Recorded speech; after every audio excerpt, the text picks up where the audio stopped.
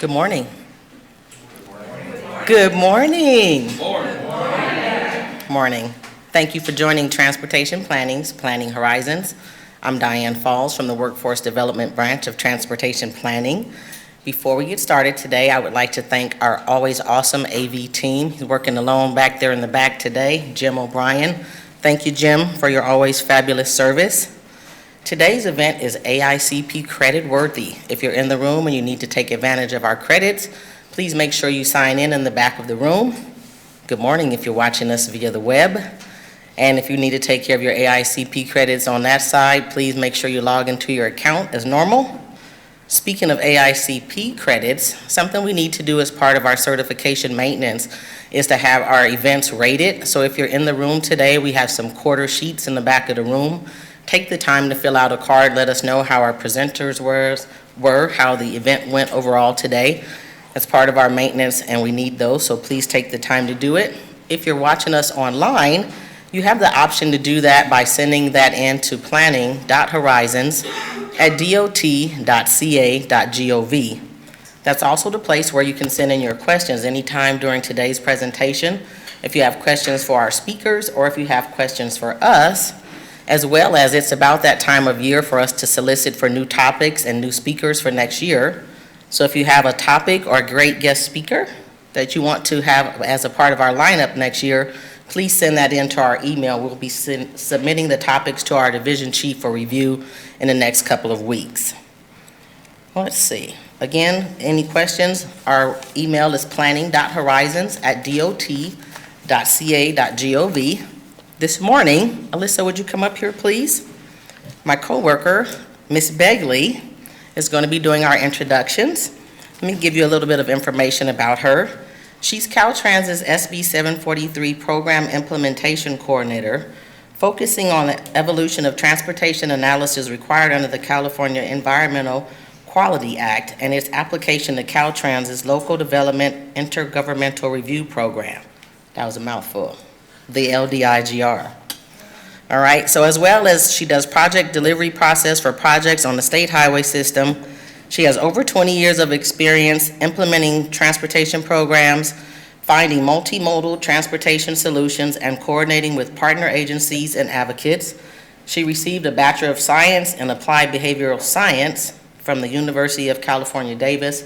You guys give a round of applause for Lisa Begley. Thank you. Hi everyone, thanks to people here in the room and thanks to people watching online now and in the future. We have three great speakers today that I'll introduce, and we'll get right to the presentation on implementing SB 743, both the local perspective and experience and our state perspective here at Caltrans and our experience with it. Our first presenter today is Ellen Greenberg. Ellen was appointed in 2016 as the California Department of Transportation, or Caltrans' Deputy Director for Sustainability, by then Governor Jerry Brown. Ellen's team at Caltrans is leading culture change in the department with new initiatives to move the state away from auto dependency, promote zero-emission vehicles, prepare for the impacts of climate change, and integrate equity considerations into the department's work. Under the leadership of Governor Gavin Newsom, Ellen's team is now engaged in California's work to implement changes to the California Environmental Quality Act, thus 743 implementation. Ellen's the deputy in charge of SB 743 implementation. Ellen holds degrees in geography, city and regional, and transportation engineering from UC Berkeley. She was appointed as the first visiting practitioner at the University of California, Davis National Center for Sustainable Transportation and is a fellow of the American Institute of Certified Planners. Our second presenter today is Wilson Tam. He's the Transportation Planning Manager at the City of San Jose Department of Transportation. He focuses on long-range transportation planning, policy development, land use transportation studies, and data analytics. He served as the technical lead in making San Jose the fourth city in the state to shift its CEQA transportation metric from LOS, or level of service, to VMT, vehicle miles traveled. It was an 18-month project that included setting policies on VMT significance thresholds, mitigation and monitoring, as well as building VMT calculation methods and tools. Wilson holds a Bachelor of Science in Civil and Environmental Engineering from UC Berkeley and a Master of Science in Transportation from MIT. Our third presenter today is David Summers from the City of Los Angeles. He's a Supervising Transportation Planner 1 with the City of LA in the Department of Transportation there. He's in the Transportation and Planning and Policy section. As part of that work, David is leading efforts to adopt sustainable transportation metrics that informs how the city reviews land use and transportation projects in LA. David holds degrees in natural resources and environment and urban planning from the University of Michigan, Ann Arbor. So without any further ado, we'll bring up Ellen Greenberg to start our presentation on SB 743 implementation.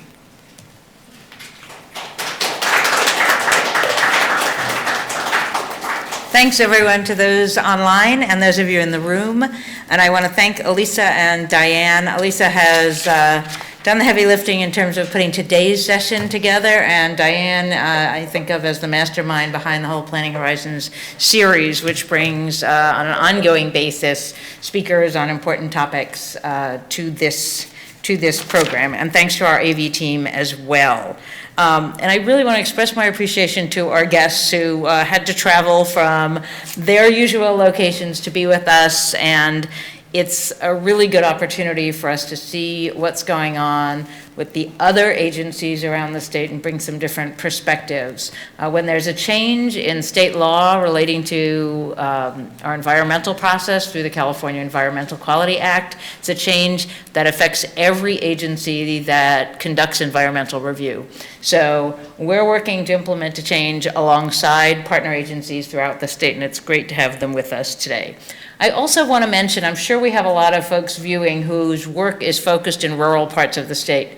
Today, our focus is on some of our partners right from our biggest cities. We're very aware that implementing 743 is not a one-size-fits-all effort, that there will be differences in approach. There need to be differences in approach and solutions. So hopefully there'll be some value in hearing from the cities, even for those of you from rural areas. I think you'll find it helpful.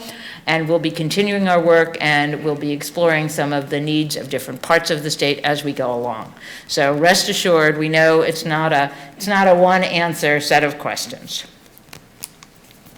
So this is what I'm going to cover today. We talk about connecting the dots in terms of SB 743 and climate change, which is a focus.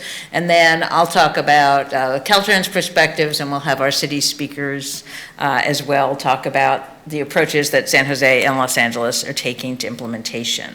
So what's this SB 743 thing about? And when I talk about connecting the dots, those key dots are the dots between the legislation in 2013, SB 743, which amended the California Environmental Quality Act, and the state's ambitious climate goals.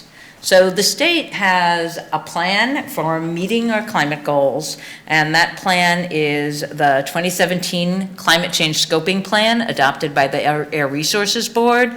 And there are lots of activities that address lots of different sectors of the economy. And implementing 743 is part of that broader effort. Here's a look at California's climate goals in a diagram form. So what's coming up sooner are the state's 2020 goals.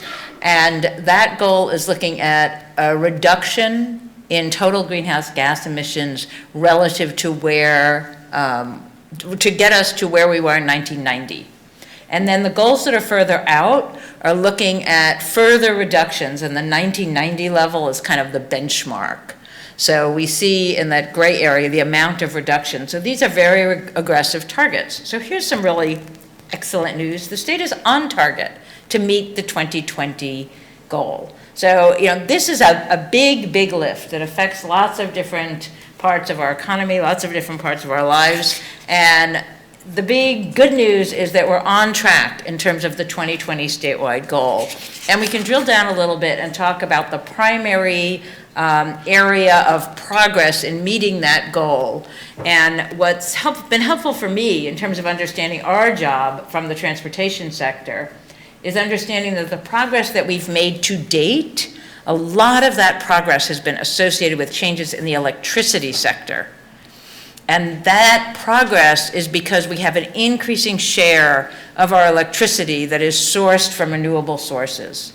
from air, wind, and water. And as we've brought more and more of those renewable energy sources online, we've seen a drop in the electricity sector's emissions of greenhouse gases.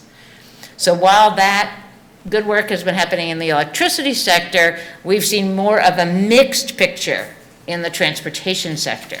So we're on track for 2020, but in order to meet those 2030 goals, there has to be more progress on the transportation sector. So we're seeing an increased focus that is part of our responsibility on change in the transportation sector. So just a little more information about, what's the big picture in terms of emissions of greenhouse gases. So we talk about carbon dioxide as the primary greenhouse gas, but there are other gases that also contribute to global warming. And those are all reflected in this overall graph that shows the contributions of different sectors. So that big kind of mustard color with the little car icon in it, that shows the share of emissions that come from vehicle tailpipes. So just over 40% of all the emissions in the state. But emissions from transportation more broadly contribute another 9%. So it's actually about half of the greenhouse gas emissions in the state are attributable to the transportation sector. And that additional 9% is actually in the industrial section. So that includes refinery emissions and also the emissions associated with the use of materials, particularly concrete, that have a greenhouse gas impact. So broadly, the transportation sector accounts for about 50% of statewide greenhouse gas emissions. So when we start to understand that picture, really communicates how important it is for us to make progress in the area of reducing greenhouse gas emissions from transportation. So SB 743 is part of a broader set of state initiatives to achieve climate and environmental goals during a period of economic and population growth. So for me, when I think about what the challenge is for all of us, for the state as a whole, it's about supporting continued economic and population growth in the state with reduced climate and environmental impacts. So it's a pretty big lift, but it is helpful for everyone to keep in mind this isn't about shutting down growth in the state. It's not about shutting down the state's prosperity. It's about supporting continued prosperity in the state. So that climate change scoping plan we were looking at, it offers kind of a three-part view of how we're going to bring down emissions in the transportation sector.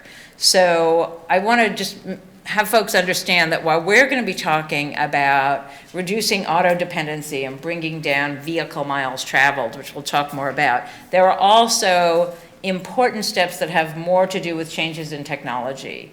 So the state has a very aggressive plan to advance the use of zero-emission vehicles, and we're working on that in the department. The Air Resources Board is also very much involved in moving us towards the use of fuels in conventional vehicles that have lower emissions. So it's not all about changing behavior or changing our use of the automobile, it's also about using technology to the greatest extent possible. So 743, it's a change to the California Environmental Quality Act, and it's really focused, I would say, on these three related points. One is streamlining infill and transit-oriented development, and we'll look at in the next slide at what that means in terms of the state's principles, supporting higher levels of walking, biking, and transit use, and we're going to hear a lot from LA and San Jose about how they're moving forward with those initiatives, and broadly helping us to move away from auto dependency so people travel in more environmentally sensitive ways that support public health, and ways that reduce climate impacts. So the state has a set of smart growth principles that are the state planning priorities. Some of you may be familiar with Governor Newsom's recent executive order N1919, and it references these principles. So they were already embedded in state law as our planning priorities, and Governor Newsom is kind of leaning on these as a way of expressing the broader aims of our activities, which promote infill development as well as promoting equity and equitable development in terms of the distribution of both benefits and negative impacts of our investments and operations, protecting environmental and agricultural resources, and encouraging efficient development patterns. So we'll be hearing more about that as well. So that's some of the kind of the foundation or the context for the changes that SB 743 is bringing. So with SB 743, again, it amended the language in the California Environmental Quality Act, and as a result, the way we analyze transportation impacts of project proposals is changing. The Natural Resources Agency is responsible for guidelines to guide all of those involved in preparing environmental documents. Those guidelines were adopted in late 2018. Now, I'm going to go off script for a moment just to say, for those of you that have been learning about 743, you may feel like overwhelmed. This is super complicated. And it is. If you feel overwhelmed, it's because all of us have been overwhelmed.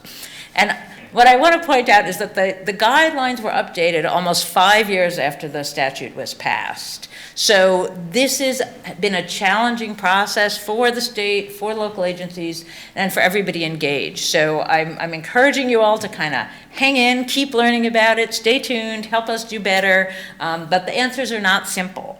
It is a very complicated set of changes. So in addition to having these updated guidelines, the Governor's Office of Planning and Research, OPR, they were tasked with producing a technical advisory to provide further guidance to agencies, and you'll hear about how the cities are using that technical advisory as well as how we are. So that is an important piece of guidance. And now the department is updating our secret procedures with our own guidance, and we're working with OPR and with the Air Board as we do that.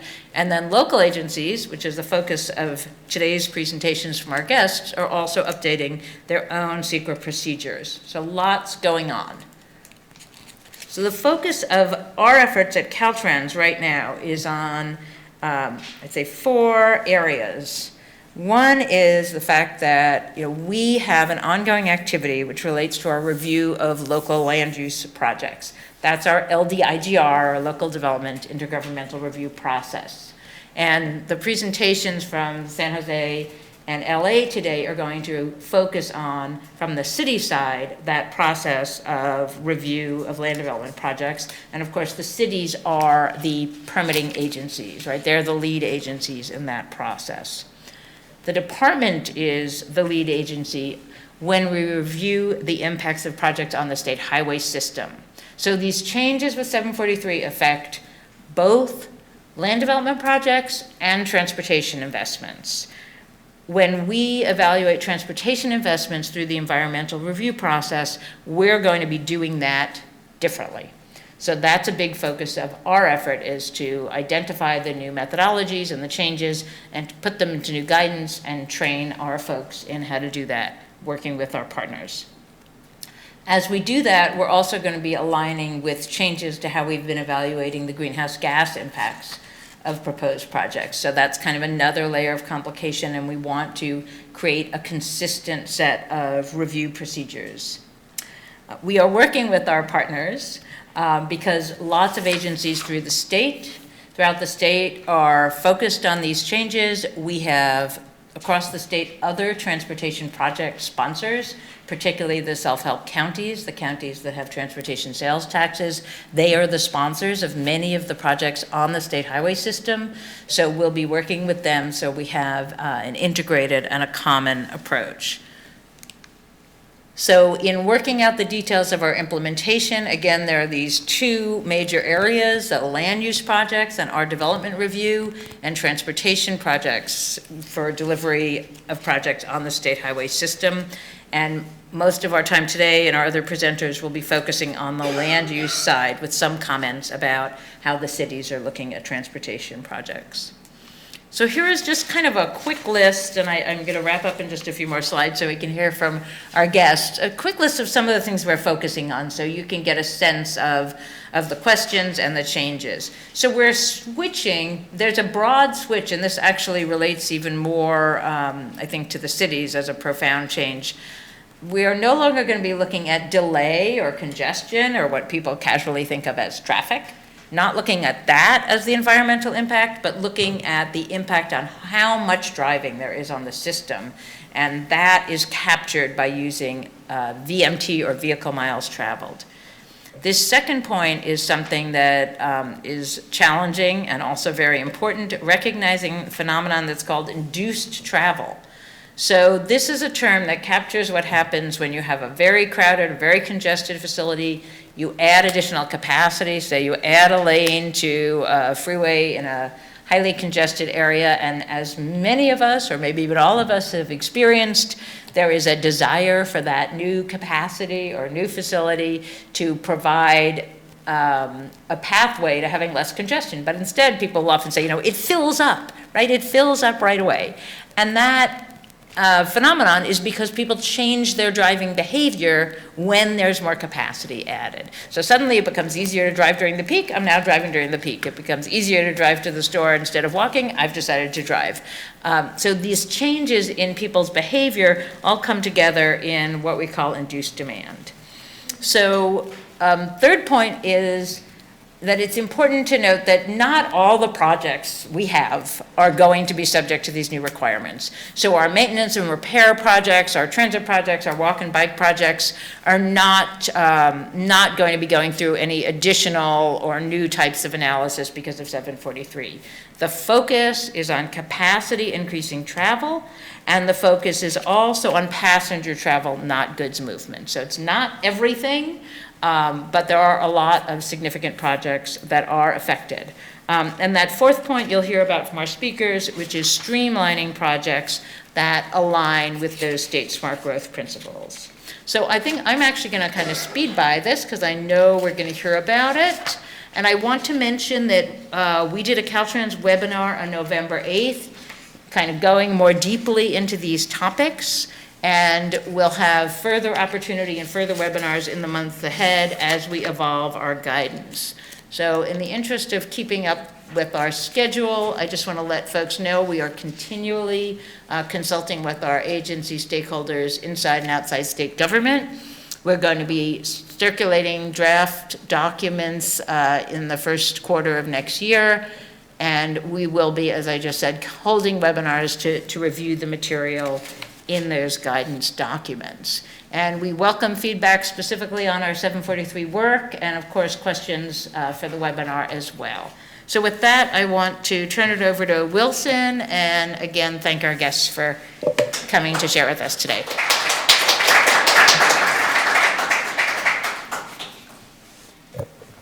Thank you, Alan. Good morning. Hi, my name is Wilson. I'm from the City of San Jose Department of Transportation. And before I start, I think I have to apologize for contributing too much VMT today. Because I actually drove all the way from my home to here. It's like 100-mile drive I did today one way. So I have to drive 100-mile back. And part of the reason is because we lack regional transportation system that can help me facilitate my travel all the way to Sacramento. And so kind of related to what we're doing here is how this policy can help the Bay Area get the regional transportation system that we need for a long time. All right. So I started with the city about 4 years ago in 2015, which is 2 years after the state law SB 743 was passed in 2013. And one of the sense I got from the city as I started is like, San Jose has had very good land use and transportation policies in the city, but we lack an implementation or a mechanism for us to actually do that. Our general plan has been using VMT to evaluate its performance for a long time. However, as at the development level, we still use automobile delay because of the previous level of service policy. And so there is a huge conflict between, at the general plan level, we are thinking we are doing great things, we're making sure the BMT is great, but then as we implement our general plan in terms of like granting our approval to development projects, we still hold them accountable for the congestion they impose on the environment. And we have been trying to use multimodal transportation improvements as a way to alleviate congestion. However, there is a lack of nexus between how this particular multimodal improvement is related to a reduction in automobile delay. And therefore, we decided not to wait for the Office of Planning and Research to give us guidance as for how to implement SB 743. We decided to take a proactive action with some risk associated with that, to start to think about like how to actually do that. So over the 18-month process, we have no idea. So we have talked to Chris Ganson from OPR, who at that time actually has drafted a technical advisory as a starting point. We also have been talking have talked to the communities, our consultants, transportation consultants, as well as our advocacy groups to kind of think about like how do we actually do this together? We need your help. So after talking to about 50 or more than 50 community meetings, and also some of the internal and external groups, we decided that this process is going to be done through this 5-step process. First of all, we have to understand what our citywide goals are, our statewide goals are, and secondly, what we've heard from our developers is that we really need to streamline our development processes. And how do we facilitate development and how do we streamline good projects through this policy is our major milestone. And then how do we promote our aspirational or ambitious VMT and mode share goals in the city through development of multimodal transportation improvements? And how do we keep track of our performance through monitoring, making sure that the development is doing what they said they would do, and also the city is also we also needed to do our fair share in terms of like how to promote more projects or develop more projects to actually guide to the reduction of VMT. So it's an 18-month process. We officially adopted our VMT policy in 2018. And it's been 1.5 years. There's some ups and downs. We're still facing a lot of challenges, which I will talk about that briefly. So the first step is to align our goals. As I said, after talking to these folks or these groups, we decided to do the first half of the process in 2018, leaving out the more difficult ones on an ongoing process. So the easy part of that about the policy is we have a CEQA law. This is a CEQA document, so let's set a CEQA threshold and think about how to streamline the process by developing screening criteria for good projects. What kind of mitigation measures can we provide development or developers to reduce their VMT impacts? How do we further streamline the development process by not having them spend thousands and thousands of dollars on getting a 500-page of level of surface report rather than create a tool for them to actually easy to use and create VMT report through a click of a second. And also provide a analysis handbook that helps the consultants and the developments know how to reduce our VMT step by step. The more difficult questions, which we are not able to answer by 2018, and we're still trying to learn from the other cities and also working with the agencies to work on, is we don't have much local data on VMT, so how do we collect local data moving forward, especially from all the approved development? And also, we have a parking minimum requirement ordinance, which we are trying to get rid of. So how to do that is a heavy lift. As Alan mentioned earlier, how do we work with or collaborate with the statewide agencies and also the other local agencies to improve our VMT research, to improve our defensibility in our CEQA document on VMT, and also how to get the regional transportation system we need through a impact fee program at the regional level. So one of the better things about developing our VMT policy during this period is that we were also working on a climate action plan for the city. And we call that Climate Smart San Jose. Feel free to Google it and download it and have a read. So basically, we know that we have a statewide, we have a very ambitious greenhouse gas emission goals, which Alan pointed to earlier. We also, our council also adopted the Paris Agreement. And actually, the Paris Agreement level is actually very similar to our SB 32 level as well. So through the Climate Smart San Jose process, we have done an analysis about which strategy actually would result in would most effectively reduce greenhouse gas emissions. And the answer are the big areas which is pointed out as accessible jobs and improving residential density. So through this analysis, we know that we have to, through this policy, promote these two elements, these two factors. We have to create more accessible jobs, and we have to improve or increase residential density.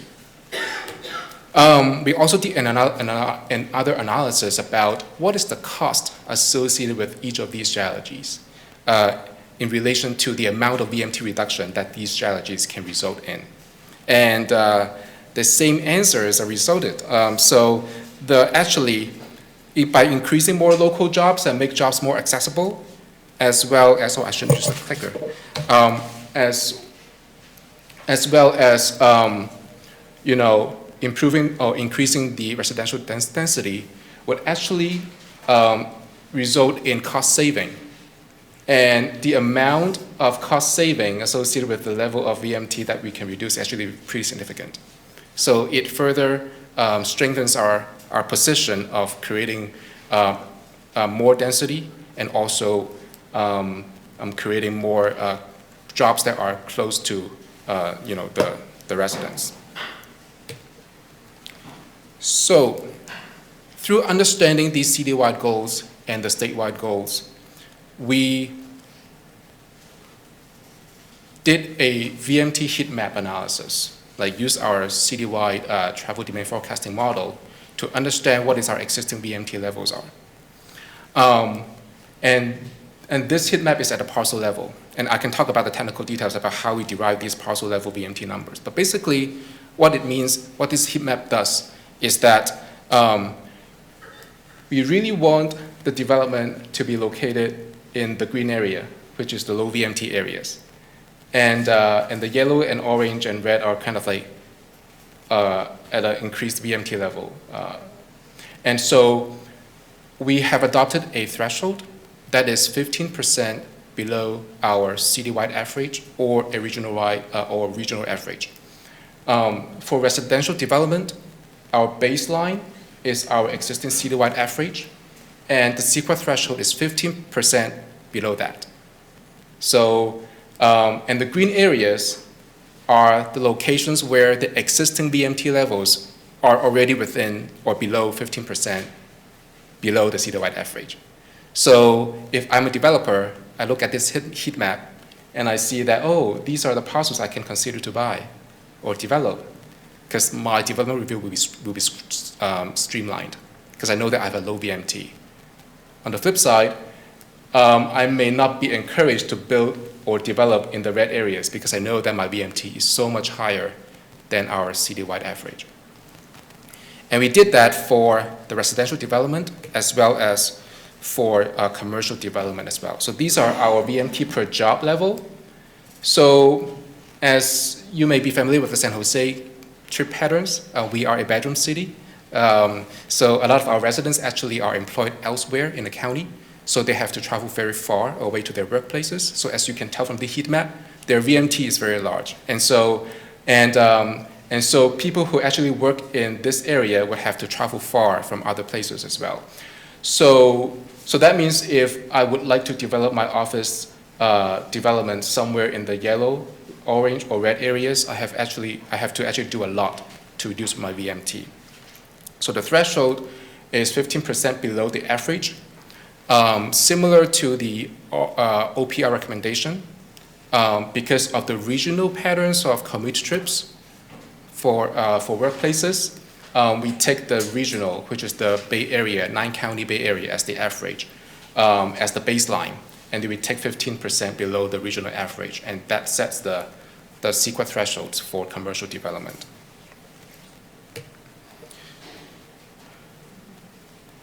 So, talking about transportation projects a little bit here. We face difficulty in finding, a good threshold for transportation projects. And we know that there are projects in the city that is led by the city because those are local projects. Talking about, major arterials or local arterials, which are led by the cities, and we need to develop a threshold for evaluating those local projects. And the way that we define our threshold is that we use our Plan Bay Area, which is our regional transportation plan for the Bay Area. And in that Plan Bay Area document, we were successfully able to find that by 2040, there is a growth of 23% in population between 2005 and 2040. And the Plan Bay Area has stated that the County of Santa Clara can build a total of 170 miles of roadway in lane miles to accommodate that 23% growth in population.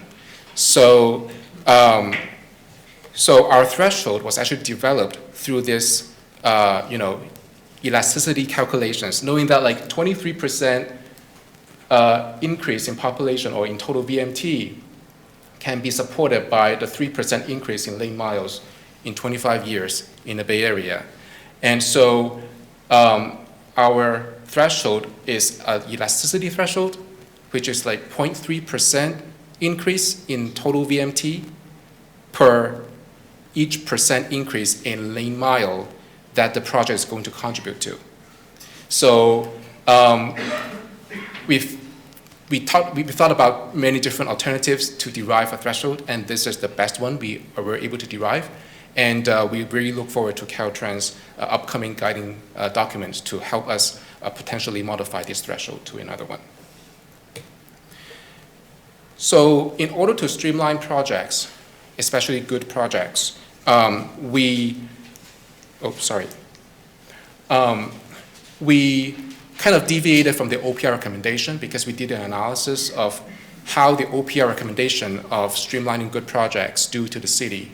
And we felt that the OPR recommendations are pretty loose. If we map out all the parcels in the city that qualify the OPR recommendations, basically 60% of our city land will be exempted. And that does not actually align with our city goals of trying to promote more infill development. So therefore, we decided to adopt a more stringent screening criteria for the city. So that means you have to be located in a low VMT area, and you have to be near transit, and you have to be in the planned growth area or a priority development area per the Plan Bay Area definition. And you have to minimize your parking to the maximum extent. And you have to provide the density that we envision for the area in order for you to be officially streamlined from development review. OPR actually stated many of the aforementioned criteria, but they use or instead of and. So we decided to adopt a more stringent criteria list, and we have to, development has to do all of the previous factors in order to qualify. However, for the affordable housing projects, we decided that these projects don't have to be located in the existing low VMT area because of some research that has indicated that affordable housing can result in a significant reduction in VMT. So you don't have to be located in the existing low VMT area because your project alone can actually further reduce your VMT. So you can see that the screening criteria map for affordable housing is actually less stringent than the market rate housing. We also developed a calculator that helps consultants and development understand how to reduce their VMT. And the calculator predetermined your existing VMT already. So all the development has to do is to follow this step-by-step process of how to drive your VMT down to the black line, which is the threshold. And there are 4 categories of mitigation measures that you can consider. And there are a total of 27 strategies that the developer can select. And those 27 strategies were based on a literature review of 90+ paper on these strategies, and we selected the most defensible strategies for the purpose of CEQA. In terms of streamlining transmission projects, we followed mostly the OPR recommendation of streamlining active transmission projects, obviously. For roadway capacity increasing projects, we agreed with OPR's recommendation of allowing streamlining for those roadway capacity increasing projects, with the caveat or the consideration that these projects have to provide, improve the conditions for pedestrian, bicyclist, and transit environment. And in our policy, we actually also stated what potential projects could potentially be qualifying for this exemption. So as I said, we lack VMT data. We try to pick the best research that supports the defensibility of these strategies reducing VMT. However, we don't know for a fact or don't know for sure that if these strategies are effective. And therefore, in our policy, we decided to also include a trip cap requirement, meaning that if you have a VMT impacts and you have adopted a package of VMT reducing strategies to reduce your VMT impact, then you have to comply with our trip cap requirement, which means you have to submit an annual document every year to say that you have done A, B, and C, and your VMT is in alignment with what you stated your EVMT would be in your CEQA document. We know that some of the strategies that they stated they would do in a CEQA document may not be as effective as we think. So we allow these development to actually choose other VMT reducing strategies, even if they are different than what you stated in the CEQA document, in order to help the city understand that, maybe there are other strategies that could be more effective. And the idea behind this program is really to send the city more local data. So we have more information about which strategies are actually more effective than others in reducing VMT. So these are the challenges we have faced over the last 1.5 years since we adopted our policy. First, how can we ensure consistency among jurisdictions, right? VTA has been doing a service to the city by agreeing to translate our San Jose VMT evaluation tool to a county-wide VMT evaluation tool. So VTA is in the process of developing this county-wide tool using the San Jose tool as the foundation to make sure that other jurisdictions would be using the same tool in evaluating their VMT and their mitigation measures. But we're just one county, and we have 9 counties in the Bay Area. So right now, my understanding is that many of our county partners are also doing their same thing, developing a tool for their county users. And our goal is hopefully one day we can turn this VMT tool to a ITE version of the VMT, having an ITE or ITE VMT handbook or whatever, right? Secondly, how do we get effective regional mitigation? A lot of the strategies, the 27 strategies that I mentioned in our VMT tool, are local improvements, talking about extending the bike lanes to a regional facility, widening sidewalks, or providing crosswalks. But the most effective transportation system that can really reduce VMT is BART extension to San Jose and also further beyond potentially, and how do we create that regional loop for regional travel. And we cannot get that through our own citywide policy. So how can we work as a county or as a Bay Area or as a state to actually, through SB 743, create a funding mechanism to potentially fund these very expensive regional facility that are actually the most effective mechanism for reducing VMT. San Jose has been an active partner in that statewide discussion through CACTI, which is sort of like a California version of NACTO. It's a collaboration of big cities on discussing how to get to, not only implementing SB 743, but also how to result in more effective mitigation measures for the region. So another point I want to talk about one of our challenges is, we look at the green areas, which I can say for a fact that I would say most of our projects that we have received since our adoption date have been in the green area. So that's a good outcome that we have foreseen for a long time. And however, one of the challenges that we are facing right now is now this development has been streamlined, which is great, but we know that we have a long way to go in terms of achieving our citywide VMT and mode share goal. And so even though we encourage all the development to be located in the green area, but how do we still continue to improve our multimodal system in the low VMT area so that people can take advantage of the proximity and the accessibility that these land use projects can provide to actually result in a more compounding value of these reducing criteria. So our policy cannot get us that.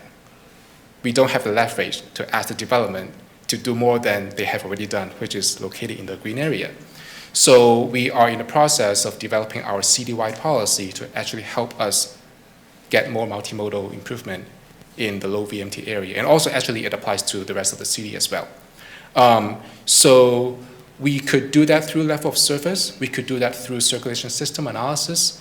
So there's a separate chapter in our transportation analysis report that required the development to study the local circulation or operational adverse effects outside of the CEQA context that the development would impose on the local environment. And so we hope that through this, what we call the local transportation analysis chapter, or LTA chapter, we are able to increase our city's leverage of getting more localized multimodal system that can actually serve the very good projects that are already in the very low VMT area. So with that, I will give it to David from LA to talk about his perspective.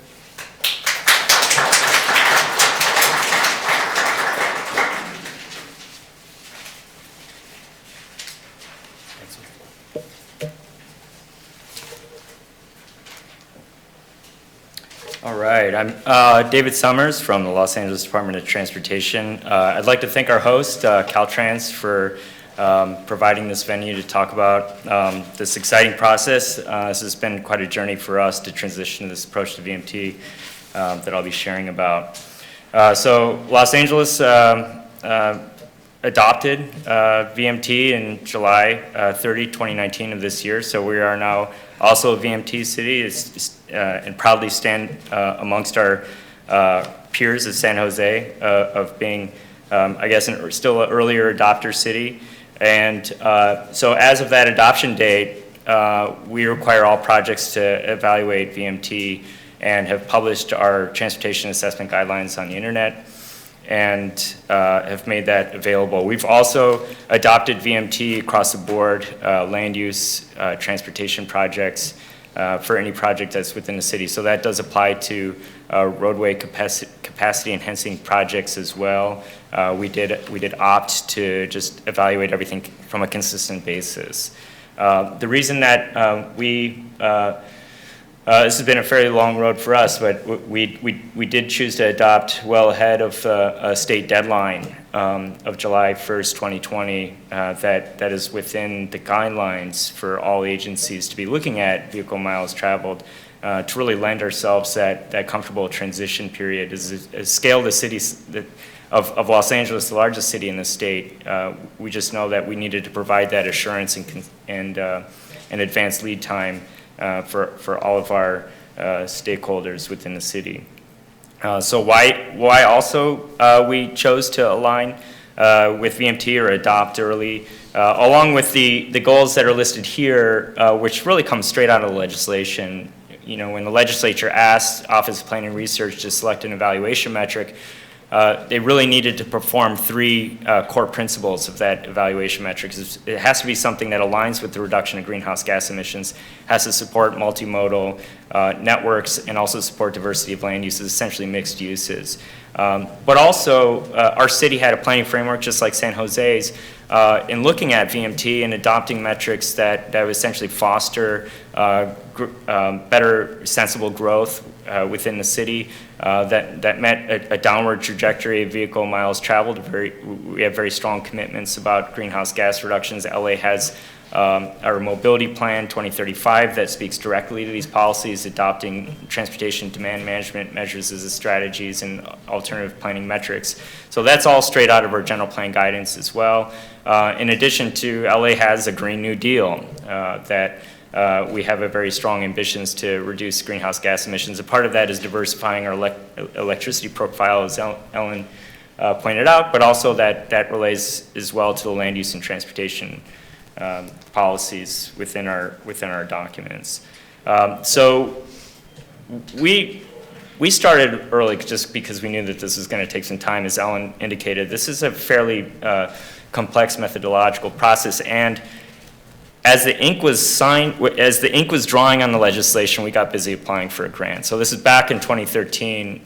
We applied for a grant to the Strategic Growth Council, and that would essentially prepare us for all the methodology and procedures to make this big shift to VMT. It's a pretty big change, and we knew we had to get started early. Thankfully, it still took us some time, and thankfully that the rulemaking process didn't go faster than we were able to actually institute the methodology that we did. So happily, we're still right in line, I think, within the adoption goals. And I'd like to just point out, as a part of that grant from the Strategic Growth Council, I think we made a statement in our grants that we would be providing a guidance as Los Angeles, being somewhat of a leader on this front, that we could provide training and resources for other agencies. So consider this discussion just fulfilling our grant obligations. Even though nobody, right, it's been a few years since we've had to deliver our reports to the Strategic Growth Council. This update required some technical steps. We were able to hire Fair & Peers as our consultant.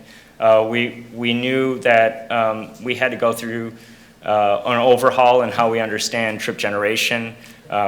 We knew that we wanted to rely much more heavily on local travel data that's been long skeptical audiences, transportation consultants, community members alike, of where we're pulling this data and information from.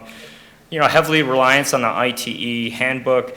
Problematic if you're in a city that has, you know, a growing transit system and is really diversifying land uses, where we're relying on a reference of data from suburban Minnesota in the 1960s. Like, it really isn't sort of an apples and apples comparison. So we knew we really had to overhaul the level of analysis and studies that we were drawing from, and then updating our travel demand forecasting model. So I'm going to go over some of these. The first step is looking at trip generation. So one thing to note is in the IT handbooks, there's really no reference as far as the relationship between trip generation and income. But however, we do know that there's a relationship from the last California Household Travel Survey shows that lower income households, the lowest income households are about half the average miles of highest income households. So we knew that there is a strong relationship or correlation between income and driving behavior, but that's not really captured in methodology, and the city has a lot of policies about encouraging affordable housing, especially the housing types for the formerly homeless is a really big strategy that's led by our mayor. So we wanted to capture that within our guidance. And lo and behold, we did our own study and found that family affordable housing is about 60 some odd % of the market rate housing, while housing for the formerly homeless is 18% and only 13% if they're actually close to transit. So otherwise, we would be applying a trip generation rate and market rate apartment that would be drastically overestimating the amount of driving that would be happening from these sites. Along with updating trip generation, we did also look at market rate, mixed use, and office, and we were able to validate the mixed use trip generation tool that Fair and Peers developed in, I think, partnership with the EPA. So we were able to use the updated trip generation rates within Los Angeles that conveys a lot of other land use context factors in terms of diversity, land uses, access to transit, and I think daytime population, was essentially jobs, so that we're able to have a much better estimate of trip generation within the city that reflects its characteristics. Updating our travel demand forecasting model, we knew the first step is we took this, our MPO is this Southern California Association of Government, SCAG. We took their model and we had to break it up with more detail, network detail. So we used our transportation network to basically disaggregate the unit of analysis of a transportation demand model is a transportation analysis zone. Think like census blocks, roughly the unit, the same geography scale. And we had to break up that network detail to provide just better information of travel within Los Angeles. And then that would also be able to predict better on VMT outcomes.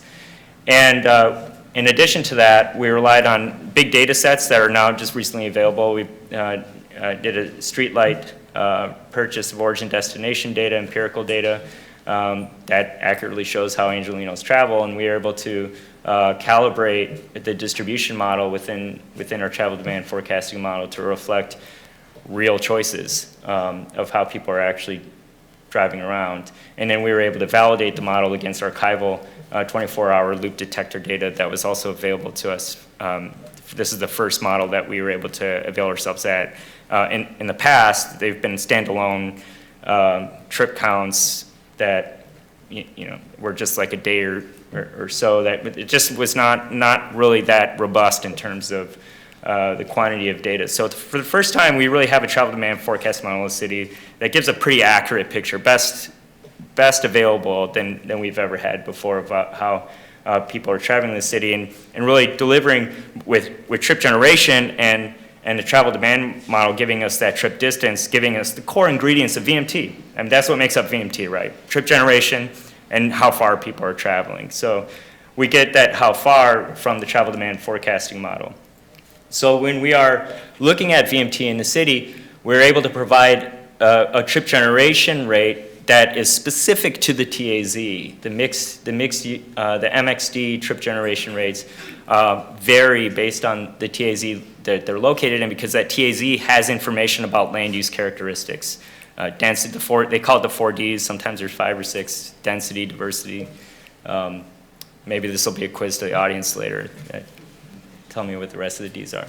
And then the average trip distance is also calculated by trip type at the TAZ level. So we pulled this information, and the big reveal in a few slides is that we built that into our VMT calculator. So we have VMT by trip type at the TAZ level. So what is the first step when we're understanding land use project impacts? I'll really start stepping through what our process is. Somebody just comes in, a consultant has to do a traffic transportation assessment, and a lot of the same decision points. We vary there's some nuances between, I think, what you saw in Wilson's presentation, and I'll be giving a contrast with that within the Office of Planning and Research Technical Advisory. So the first screening criteria is for small projects. OPR recommends that de minimis activity is essentially under projects that are under 110 daily vehicle trips. Ours is at 250 daily vehicle trips, but it's largely because of the same reasons. Those are projects that are generally categorical exempt today under our guidance, and that we continue to recognize those as just de minimis trip activity that don't really warrant like substantial amount of trips to be capturing in the CEQA review process. The next screening criteria is local serving retail. Office of Planning and Research recommends that if a retail project is less than 50,000 square feet, it really should be considered local serving. And this is kind of an interesting nuance because in our trip generation methodology, it doesn't really do a good job of retail trips because it's really, that's a different question. A different question is those aren't really adding trips to a location, it's really redistributing trips. And when you're redistributing trips, there really isn't an exercise that we could use in a sketch model, which the VMT calculator is. It's really something that is understood by rerunning a travel demand forecasting model that will be able to reroute those trips depending on what kind of uses that you're defining within that model. So we just, off the bat, we agreed that 50,000 square feet sounds like it makes sense. It's a policy we should be supporting. That it's just those are local services that are being provided that are closer to people and their destinations, and that should generally be screened out from analysis. So another criteria is mapping low VMT areas. We decided not to pursue a mapping-based VMT process for now. We had a lot of reservations about what kind of projects would be even within. Even if you're characterizing a low VMT area, I mean, it may make sense from a variety of reasons to screen out from analysis, but we still had a lot of questions about project design and parking. We certainly see projects within the city that are developed in areas where you would think would have low VMT, but they're providing really generous parking. So what does that do for, especially if they're replacing existing uses that may not have any parking available, they're really more fine grained within an urban context that, those are just questions that we want to fully flesh out with an analysis without giving just a total pass. So that may be something that we evaluate in the future, but at this point we don't do a map-based screening process. Similarly, high areas near high-quality transit for pretty much the same reasons.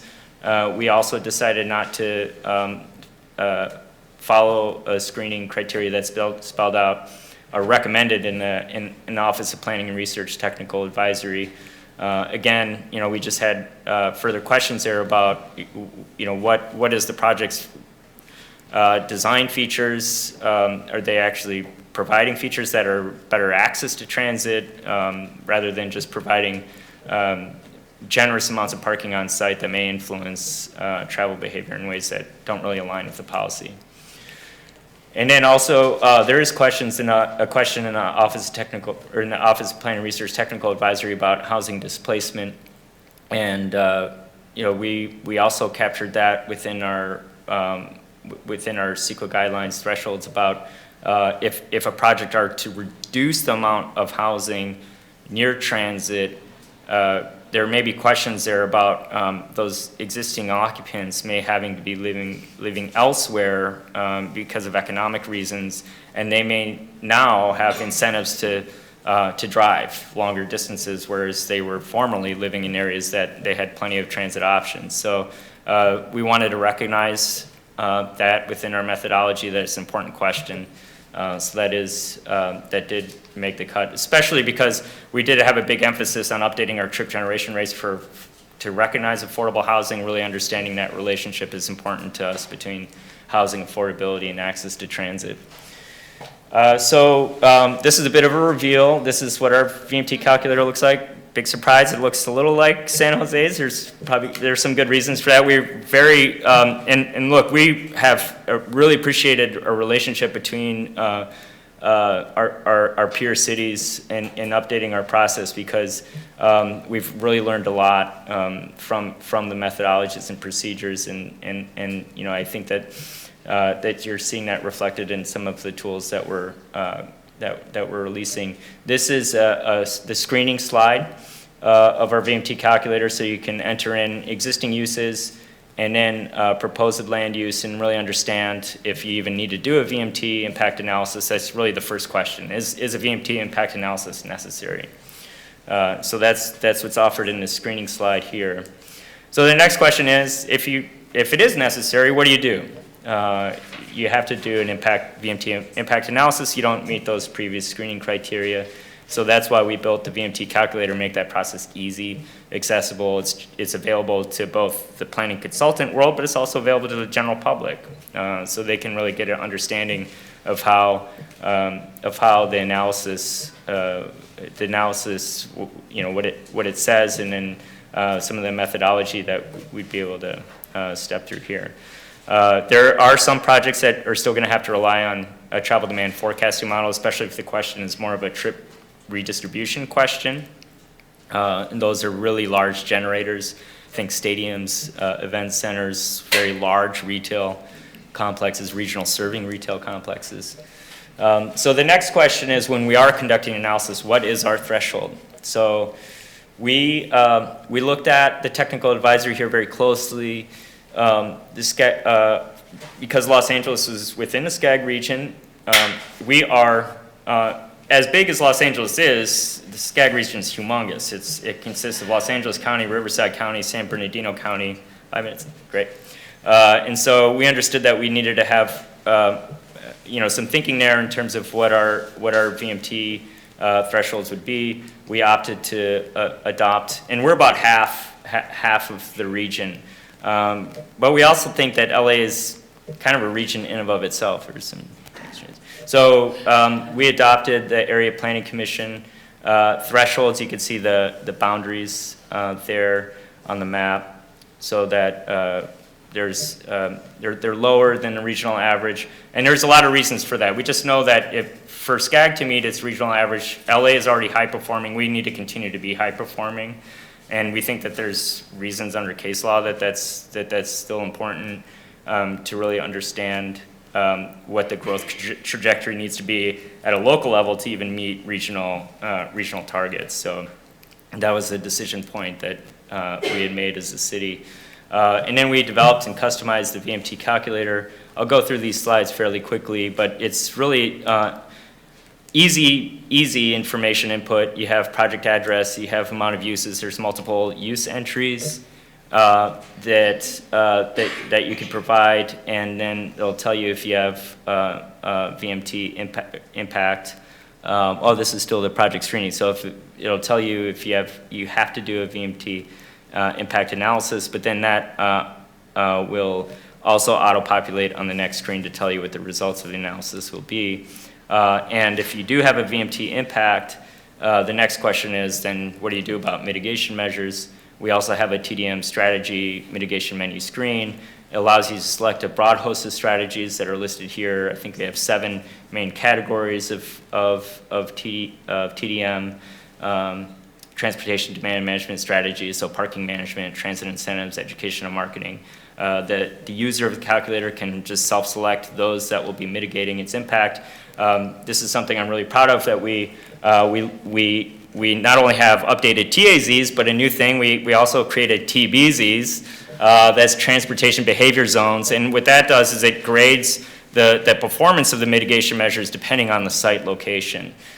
So that mitigation measures are largely, their effectiveness is largely driven by the land use that's around it, and those land use factors that I described earlier as the 4 Ds. And we looked at the prevailing literature on this. Big shout out to Severo and Ewing and Severo paper. Travel in the built environment was a strong influence on coding our city with the travel behavior zones. So urban, compact infill, suburban center, and suburban. They align with those that are in the CAPCOA, California Air Pollution Control Officers Association, quantifying greenhouse gas mitigation measures report. So a lot of alignment there with the methodology and what's prescribed. So that we encoded that also within our calculator, and those TDM strategies can then be self-selected.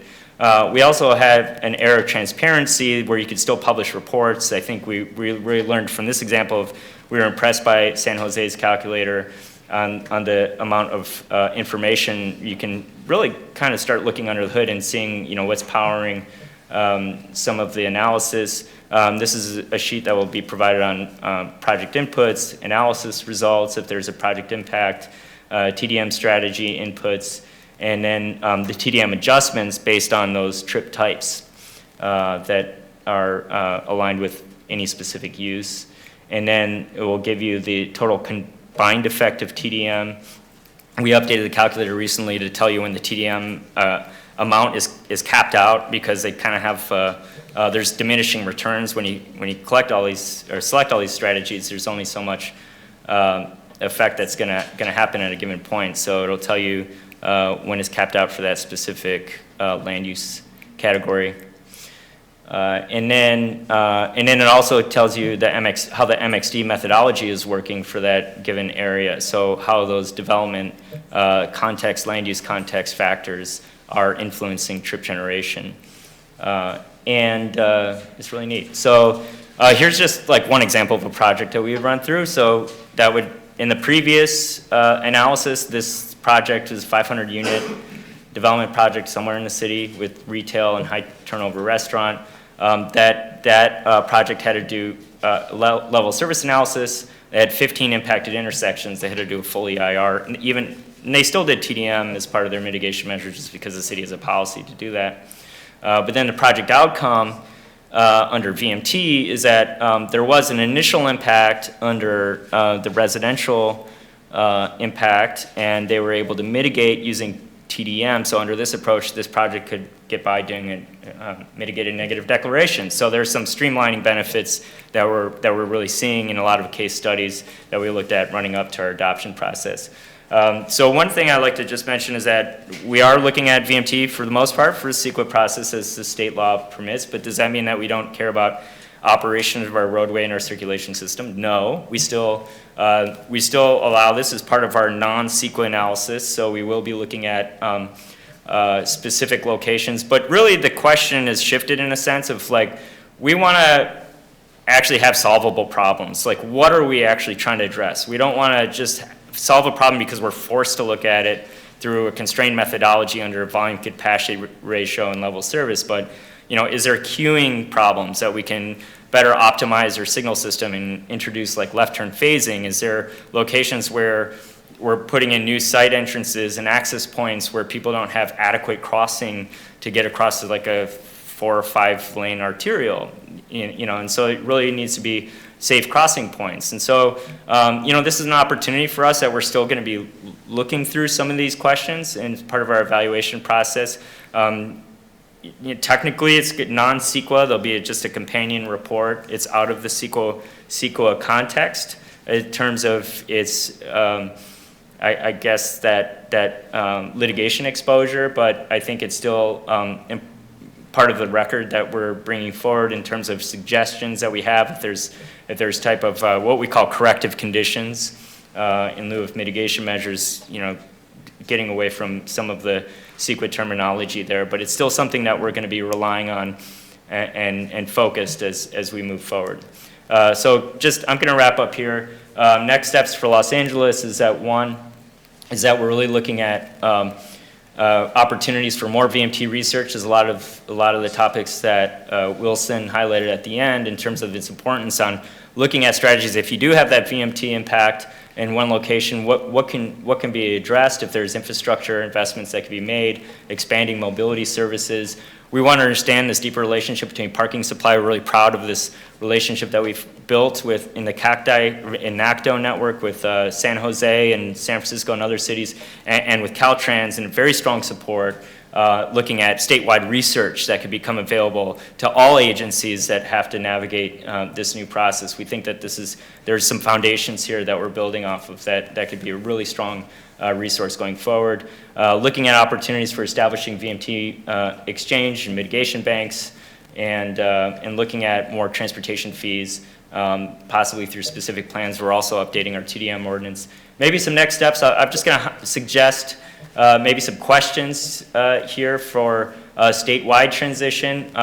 Personally, this is my opinion. I think that COGS could have a very strong role in the services they provide to their constituent organizations and agencies, in providing updates to their TDF models, establishing thresholds. Why would every small city have to go through this process where they may not have the resources to do so? So why not, have COGS play a larger role in this process when they may have like a planner or somebody on staff that may be able to just execute all this into one contract, and everybody just relies on that, they're drawing from the same well. I think that there's definitely a lot of economies of scale and efficiencies handled there, and I do think that there's also potential for more statewide resources in terms of mitigation methodologies. The way that we're scoring mitigation measures in our calculator, this isn't like LA-specific information. We're drawing from the CAPCOA literature, which is a statewide organization and research. So this isn't, and it's really driven by land use and context, which can be understood by any constituent agency. It's not something that I think is unique to specific jurisdictions, but I think that could be something that could be relied on more in the future, and we're very excited to be moving in that direction. So this is just my contact, all the information, our VMT calculator, its user guide, there's a VMT documentation manual and a TDM appendix that's available on our website. You can, I actually just Googled LA DOT VMT, and you can get all this information. It's the first page that's going to come up, or you can just write that long email string, website string down. And that's all I have. I think we can transition to questions.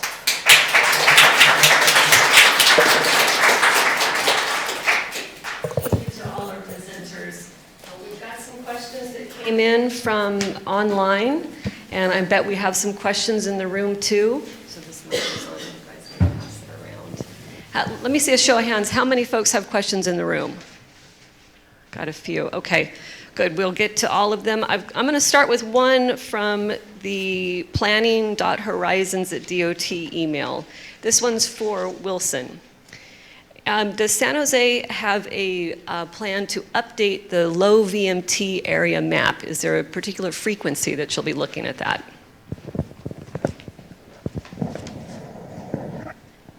May I clarify the question again? Sure. Does San Jose, you have a low VMT map that you talked about. Is there a frequency at which you'll look at updating that map? Right. That's a very good question. So we stated in our policy and actually also in our analysis handbook that our secret thresholds are supposed to be updated once every 4 years, or if there are newer or better available information for us to update the thresholds. And the heat maps, which show where are the low VMT areas, they are actually in relative terms. Like, because if you change the secret threshold, the green areas will be adjusted accordingly. So our next update would potentially be next year, because as I mentioned, VTA, who is our congestion management agency for the county of Santa Clara, they are working on a countywide VMT tool, and their countywide their countywide travel demand model will be the basis for their tool, not the citywide transportation demand forecasting model. So therefore, we expect that the VMT estimates for a lot of the parcels or TAZs in the city are going to be very different, or a little bit different from what we estimated using our own tool. So once the countywide VMT tool is available to the city for use, we will be updating our secret thresholds as well as our VMT heat maps, identifying where the low VMT areas are accordingly. So the VTA has indicated that their countywide VMT tool will be available by March 2020. And so, interestingly, our next general plan update would also be done next year as well. So we anticipate that we will be updating all these materials in the same timeline as our general plan. So we'll be doing all these things at once.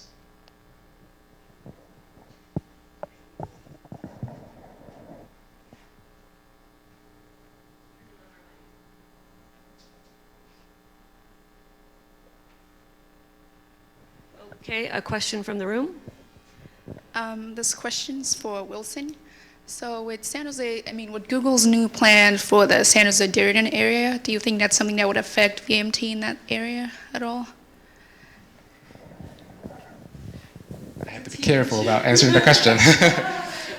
No, well, so obviously Google is going to study transportation as part of their secret document, right? And VMT will be studied. We are in the process of working out the work scope for that analysis. And so I can't say for a fact like how would the Google project would result in, like it depends on the study, so I'm not going to comment on that front. But you know, the good thing about having development in the downtown area is that we, you know, like as you know, like BART is going to potentially go to San Jose, right? The environmental document has been approved. Is expected to extend from the upcoming Berryessa station to the downtown San Jose stations, and having development near a high quality transit is definitely our dream, and is like and having one of the high tech companies or you know who is also in the same vision as a city as for providing the transportation network that support the urbanized environment in downtown is definitely conducive to potentially low VMT.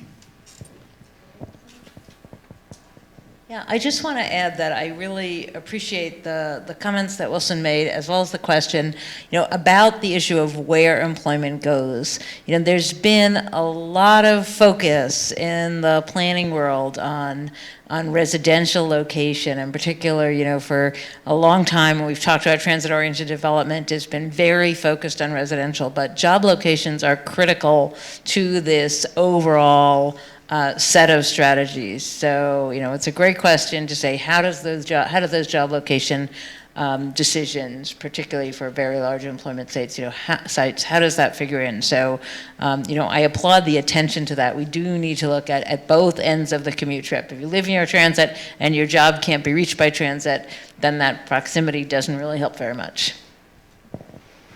And a question for David. With the non-CEQA analysis that the city is doing, can you describe some of the improvements that might result from that, operational or otherwise? Yeah, I think, and this is an ongoing. This is something ongoing internally. We're going to continue a workshop around. But I think first and foremost, we do see it likely necessary in some locations where if there is development that would be causing in demand in a queue that otherwise you know, wasn't happening before, where we're going to have to evaluate the operation of that intersection. That could result in, you know, introducing a left turn phasing queue or a left turn signal phase to address that queue. And you know, the irony behind that as a solution is that under level of service, those types of solutions actually weren't helping level of service calculation. So oftentimes, even within the transportation operation standpoint, level service and volume capacity ratio wasn't always the best tool to look at intersection efficiency or movements that was actually fixing things of like access to driveways and types of things, because left turn signal phase would actually lengthen the overall signal timing of the intersection, therefore harming the capacity question under that framework. So I think from this standpoint, it's a huge opportunity to look at, well, what are problems that we're actually solving for from an efficiency and safety basis, and really come up with the methodologies that will be answering those specific questions. The second one I would come off the top of my head is just, I think that there's probably going to be a lot more emphasis on just pedestrian access. So as the city continues to densify and increase, build up residential uses in areas that may not have been planned for that as far as infrastructure, really looking at solutions that will make sure that pedestrians are accessing transit and site entrances safely. So there may be circumstances where, you know, you can think that maybe it's development is happening on a very long block, and that pedestrians may try to cut across the street at a 4 or 5 lane arterial, and that's just not supported by the infrastructure. So that's something that could be warranted to include a pedestrian phase, signal and crosswalk, so those are the types of things I think that we're really looking at. I could tell you probably the widening aspect of things is really off the table. We're a built-out city, and those solutions just really they don't comport with a lot of our Vision Zero goals of increasing safety, especially at intersections, because that's where the conflicts are, and then that's where volume capacity ratio would generally tell you to increase capacity.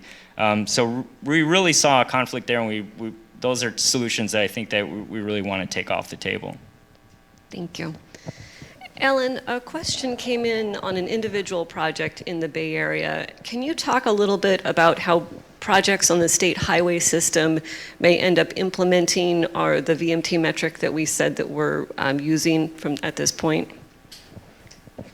So as we analyze our projects that are sponsored by one of the county agencies, for example, that's an on-system project, we'll be beginning to look at how those projects influence vehicle miles traveled with a focus on this dynamic of induced demand that I talked about. So the way that the OPR guidance we've referred to, the way the OPR guidance looks at how we evaluate impact is to look at whether a project would create this induced demand, additional travel. And that's measured using elasticity. And elasticity says, well, if you add capacity, what's the response? So it's the relationship between adding capacity and added trips. And in our more built-up areas, like the Bay Area, like LA, San Jose, what we see typically is if we're adding capacity in a highly congested area, we see an induced demand response. So so if there is an impact identified in the analysis, if it is a project that adds capacity, we'll do that analysis. We'll evaluate whether there will be induced demand, and then we'll be, disclosing that, providing that information in the document, and we'll be looking for opportunities to mitigate that demand. So, that the basic framework is the CEQA framework, as if we were looking at any environmental impact under CEQA, right? It's about disclosure, it's about identifying impacts, it's about seeking to mitigate impacts to the greatest extent possible, making findings either that the impacts have been fully mitigated or that they've been mitigated to the extent possible, and then in some cases adopting statements of overriding consideration. So it's a new metric, it's kind of a new framework, but it does fit right into our existing CEQA procedures. This question is for Wilson, and I was wondering about the VMT map that you created. When you developed it, did you do any extra analysis about how it matched up with low-income communities or other demographics, and how did that go? What were your observations? Let me clarify the question. So you're asking about how we feel about our VMT numbers in relation to where the low-income families are located? Yeah, like were you worried about stymieing development in low-income areas, for example? Right.